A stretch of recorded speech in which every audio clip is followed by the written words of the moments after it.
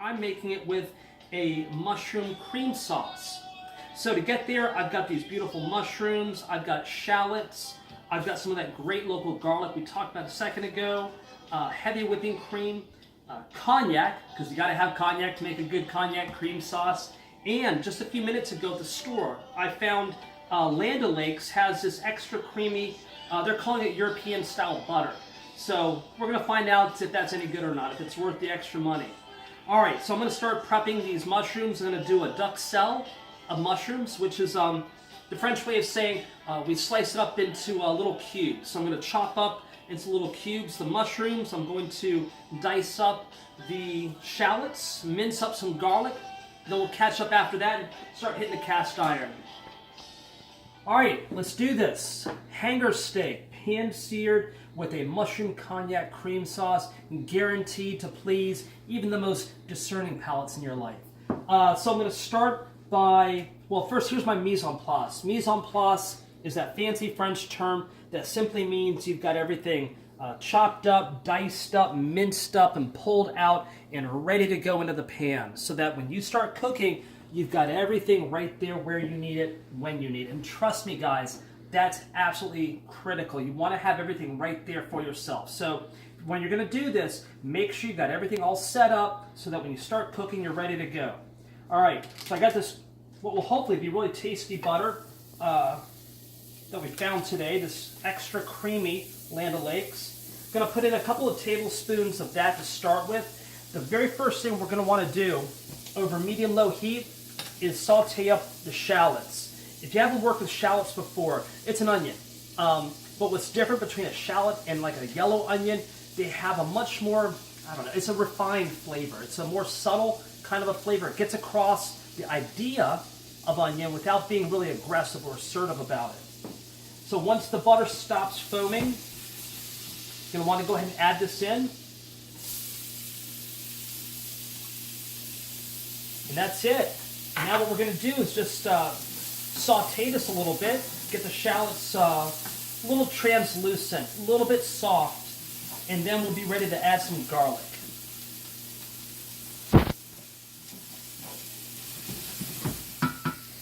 All right, so they're getting to that nice translucent point that I want them. You don't want to get them brown yet. Don't brown your onions. You just want them a little on the soft side. That's why we say translucent. All right, now I've got my garlic. I've minced up, well, really chopped up. We'll call it 3, maybe 4 cloves of garlic here. I like garlic, so I'm using more than you probably would want to at home, unless you're like me and you love garlic. It's about 3 good-sized cloves. Go and scoop them in. Now you just stir it around. You know what?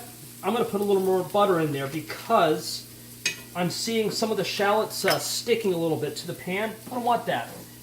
So a little more butter. Move that around in there. I'm still working on medium-low heat. I tweak it a little bit here and there just to keep it at that point where everything's getting nice and soft and a little bit cooked through without actually turning brown. My God, whatever you do not let your garlic turn brown or black. Burnt garlic will kill your dish. Trust me on that. All right, that's looking real good. It's cooking down a little bit, getting some a little bit of nice color, but not brown yet. Looking good, smelling beautiful. And that's one of the best parts about cooking at home, filling the house with that amazing smell that gets everybody around you salivating and wanting dinner to come even more quickly. Okay, so now we're ready to add the mushrooms. So I'm using just the cremini mushrooms, the little button mushrooms you can get at the grocery store, the brown ones. Sometimes they call them baby bellas. I chopped them up into a small chop. Add those in. Do you guys have a favorite wooden spoon?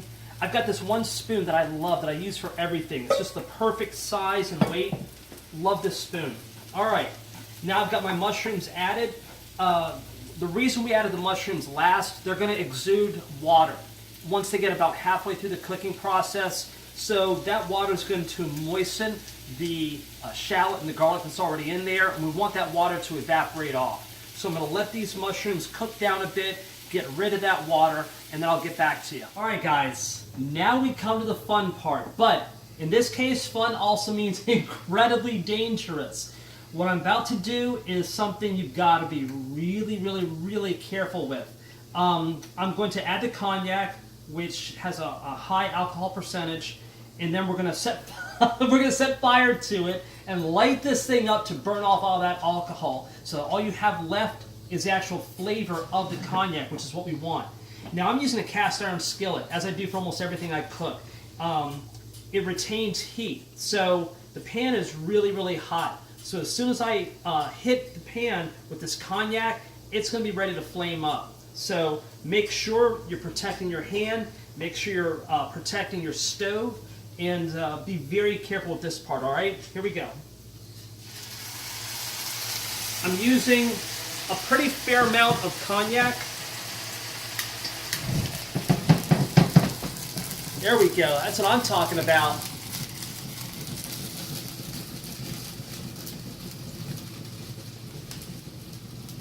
Isn't that beautiful? Really concentrates those flavors of the cognac, which is what you want, while burning off all the alcohol that's in there. Oh yeah, this is the fun part. It's time to add some of the beef broth. So I'm using bone broth from College Inn, good stuff. You know, you're going to have to eyeball this, I'm afraid, for yourself. I'm going to use, we'll call this nearly 2 cups, cup and a half, 2 cups of broth. I'm going to turn the heat up to a full medium so it starts to boil. And now that's going to pull out all those flavors of the mushrooms and the shallots and the garlic, and the broth is going to reduce down, and whenever the liquid reduces down, it gets concentrated. So all those flavors get beautifully concentrated and really focused. So that's going to happen here for, it'll take about 10 minutes. 5 to 10 minutes for that to happen, and I add some fresh thyme in there as well. I'm not adding salt and pepper yet. I'm going to wait till the end to season it so I get it exactly where I want it. So little fresh thyme. I got the bone broth in there, beef in this case, and now we're just going to let it simmer 5 to 10 minutes. Let it reduce down by about half this volume. All right, guys, you can see the consistency here. It's all reduced real nicely. Look how deep brown that color is. It's amazing. And my God, the smell right now, the thyme and the beef. All right, between you and I added a little bit of red wine in there a couple minutes ago. So I did add, we'll call it a 1/4 cup of just a good dry red wine. I let that reduce down. That's important. Whenever you're adding the liquids, cook them down a little bit to concentrate the flavors. And since we're adding cream, if there's any alcohol in there from either the cognac or the wine, it's going to curdle the cream. You don't want that. So let it cook down, which I have. Now we're ready to add the cream. So I've got just regular heavy whipping cream. I've turned the heat down to low right now. Just pouring it right in. There's one. And because in this house we love our cognac cream sauce, I am adding a bit that I had left over from another container. So we're looking at about a little bit less than a pint here. Call it 3/4 of a pint. Now, again, you're going to get tired of hearing me say this, but I'm going to let this cook down. We're going to let it reduce. As it does, it's going to start to thicken a bit. I don't like to add thickeners like flour or roux if I don't have to. We'll just let it do it naturally. So I'm going to crank the heat back up to a medium low. Let that cook down, and we should be good to go. We'll be back.